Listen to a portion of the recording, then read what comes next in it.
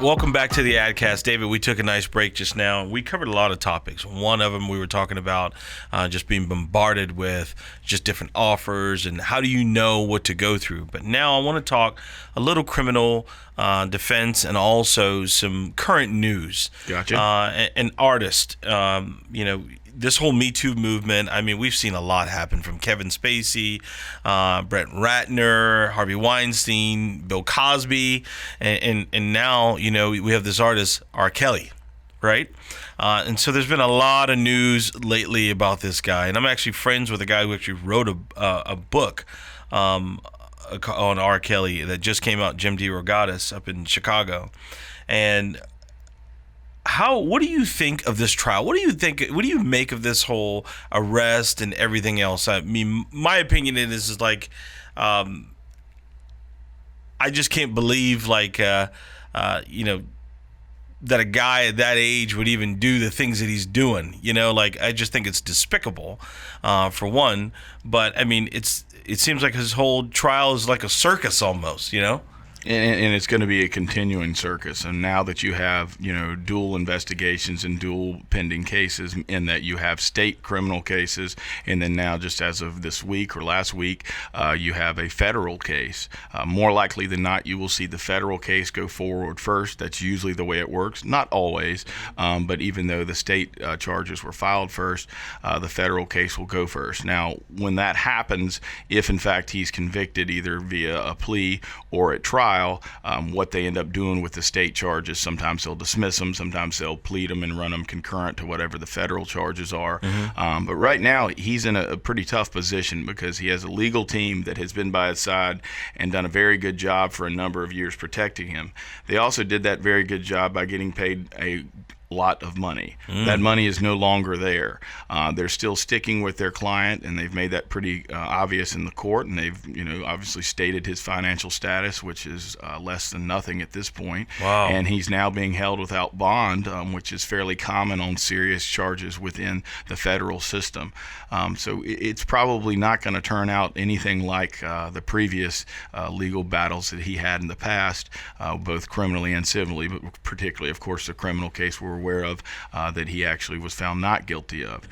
So it's going to depend on what is he willing to do. Obviously, the plea bargains are always out there, but one thing is, you and I were talking off air, when it comes to the feds specifically, they have a 97% conviction rate at trial. Wow. And there's a reason for that. Wow. They're not coming for you till they don't just have you. They got your mama, they got your next door neighbor, and they got the lady that knows you from church. Wow. And they've got them all proffered, and they've got all their statements, and they're ready to come because they have the money and the time and the resources to spend on these cases, no matter if it's this type of case where you're talking about child pornography and things related to child molestation, or a drug trafficking case or guns, that sort of thing.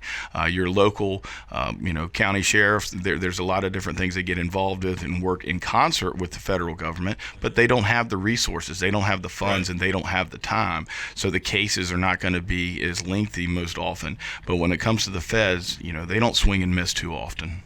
I mean, the guy actually, I know you said 97%. I mean, that's pretty strong. And he pled not guilty. But then from what I read, he still has to go to New York because also there's some charges from the Eastern District of New York that they brought against him too. So is that two federal districts that he's going to have to go Correct. against? Or it's because they're claiming that different acts occurred, whatever they may have been, in those two different areas. So therefore, there would be the different district courts. No different than if you were in a different city or on state charges, you'd be in that county, or if you're in a different state. Like for instance, you may have charges in North Carolina and South Carolina. So he has the Chicago charges that would be in that federal district, and then if New York claims that they have evidence and a grand jury has indicted him on things that were related to that jurisdiction, you'll see two separate, completely different cases. Yeah, I mean, every interview that I see, I mean, this whole story is just like it's fascinating in itself, and amazing in itself too. But like their attorneys are like they say he's innocent, he wants his day in court, but it looks like the chips are stacked up against this guy from former employees, family members.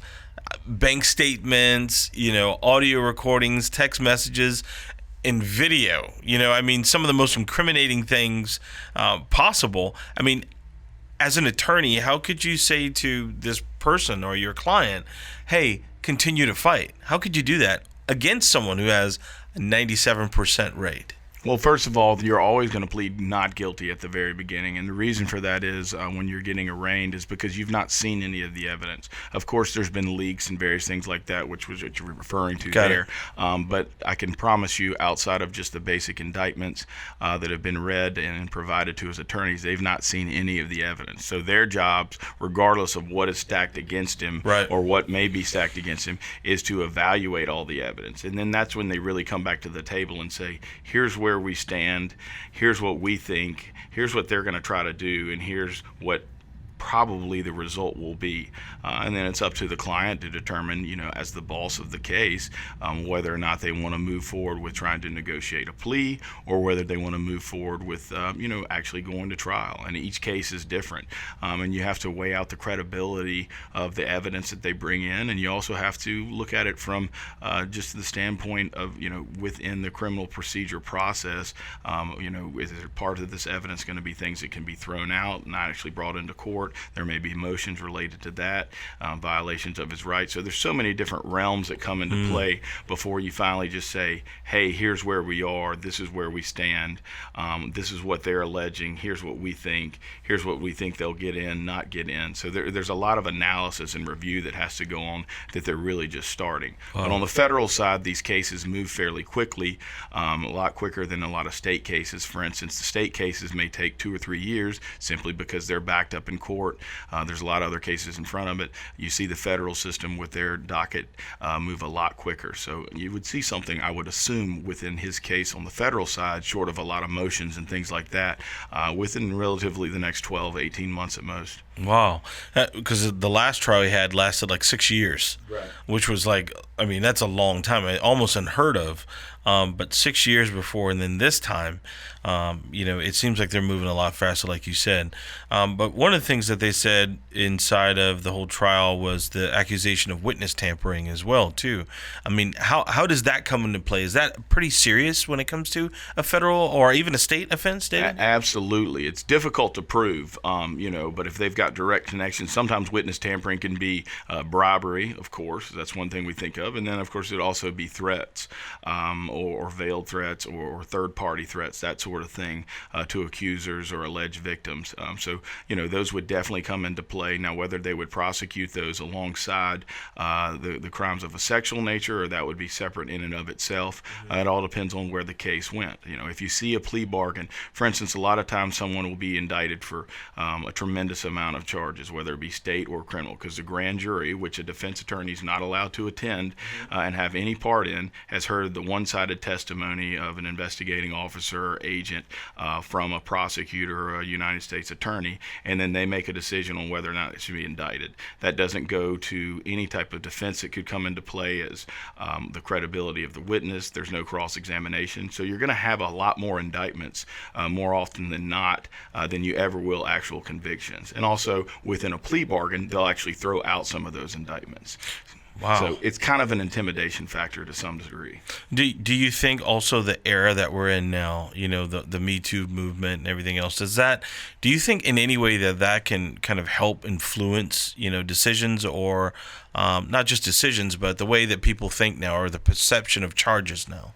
Absolutely. I mean, there's a lot of people that have been accused of some horrendous acts, worse than some of the things R.Kelly have been accused of, and they're not in jail, they're not in prison, they're not under any kind of indictment because, their life has changed. They may have moved out of the country. They're not foreseen so much just like on the front page. I mean, I think recently, just after you saw the Lifetime special on R.Kelly, I think that probably, people that are watching these things, the federal government, the agents, the attorneys involved, they're human just like us. They have feelings, they have emotions, and you have people that want the public that want someone to answer for these types of things. If R.Kelly was 10 years older and had pancreatic cancer and was living in Europe trying to get treatment for it, would they still be going after him? You could argue maybe not. You could say it was sort of in the past. But then the other side of that is, look what happened with Bill Cosby. Yeah. So it's really tough to say. But that, yes, the environment, the political movement, the nature of where things are throughout the country is definitely going to be a part of it, because there's always a political play involved. So now, another thing, and this kind of ties into the marketing and to the R.Kelly thing too. Like what I've noticed is like his attorney is they're doing a lot of online Twitter wars with the Michael Avenatti guy, and they've made things kind of public. Is it the same way? Like if you were defending someone and you go to court, do the judge the judge and jury, do they look at like what you're doing on a public display as an attorney to kind of say like, oh man, this is this kind of case, or this is a marketing lawyer coming in here with a PI case and he just said on television he got his client $500,000. You know, do they take those cases serious from attorneys who are high profile or that market? That's an interesting thing to look at, because it really goes both ways. First of all, you have to be very careful what you say about any case that you're involved in as an actual attorney. Now, being a third party, like Michael Avenatti or any other talking head out there, they can make their own opinion and say whatever they want. But if you're actually engaged in the case that is at hand, now he may represent a victim, but that may not be a victim related to specific criminal cases. But what you also see is, yes, it's marketing to some degree, because that attorney's name's getting mentioned, but in reality what they would argue and what you would want to believe is to be the truth is that they're trying to put a message out there. They're trying to defend their client. Something that we often say walking out of bond hearings with a bunch of cameras around is, let's withhold judgment, if you will. Now, we all know nobody does. It is definitely very much a guilty until proven innocent country that we live in, and that's unfortunately, but that's not going to change. So sometimes it's just trying to send a message. Now, as far as the judge is concerned, you will definitely see judges scold and do a lot more than just that, if need be, in relation to public comments during a pending case. Jurors, on the other hand, are not supposed to be aware of it at all when they come in, and if they're actually picked to be serving on the jury, or if they're aware of it to some degree, they have to make sure that they say under oath that it has not affected them. They've not paid enough attention to it. They may know a little bit about the scuttlebutt or some different things that have come out, but it's not something that has really been involved in their life. Because it's interesting, one thing I can tell you about being involved in a lot of jury trials is when you're in these worlds, they're a lot smaller than you think, and even R.Kelly's world is. I bet if you called 10 people throughout the United States right now, 9 of them probably don't even know who R.Kelly is, and the 10th one may have heard his name before but not know anything about him being arrested. You know why that is? Because they're worried about getting their kids to school and paying their mortgage and seeing if their boss is going to give them that raise and looking forward to their vacation that summer. People have their own lives and their own interests. You and I, being involved in the type of businesses we are, we're constantly looking and reading and checking out local news, checking out national news. So some people just don't have that awareness and don't want to have that awareness. So believe it or not, you'll find 12 jurors who've never heard of Robert Kelly, and they'll be on that jury, and it'll be up to the government, if in fact it goes to trial, to prove their case. Wow. With that, we're going to take a break, David. Thank you for listening to the AdCast, the podcast for marketers and advertisers. Please be sure to subscribe on iTunes, Spotify, SoundCloud, wherever podcasts are found.